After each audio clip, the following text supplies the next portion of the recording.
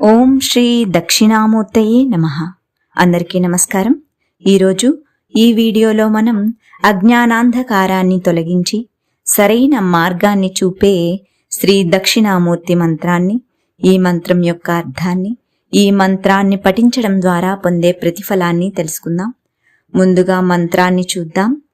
స్ఫటిక రజతవర్ణం మౌక్తికీమక్షమాలాం అమృత కలశ విద్యా జ్ఞానముద్రాకరాభ్యైః దధత మురగరక్షం చంద్రచూడ త్రినేత్రం విదుత వివిధ రూపం దక్షిణామూర్తి మీడే.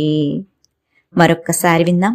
స్ఫటిక రజతవర్ణం మౌక్తికీమక్షమాలాం అమృత కలశ విద్యా జ్ఞానముద్రాకరాభ్యైః దధత మురగరక్షం చంద్రచూడ త్రినేత్రం విదుత వివిధ రూపం దక్షిణామూర్తి మీడే.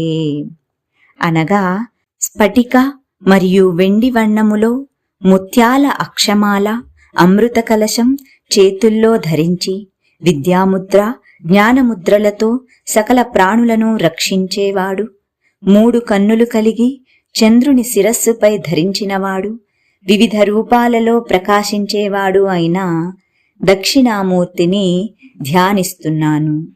ఇప్పుడు ఈ మంత్రాన్ని పఠించడం ద్వారా పొందే ప్రతిఫలాన్ని చూద్దాం.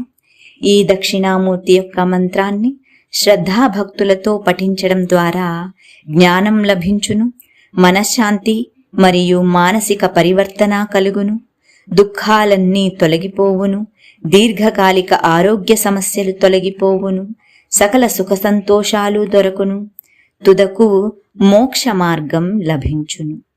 ఓం శ్రీ దక్షిణామూర్తయే నమః.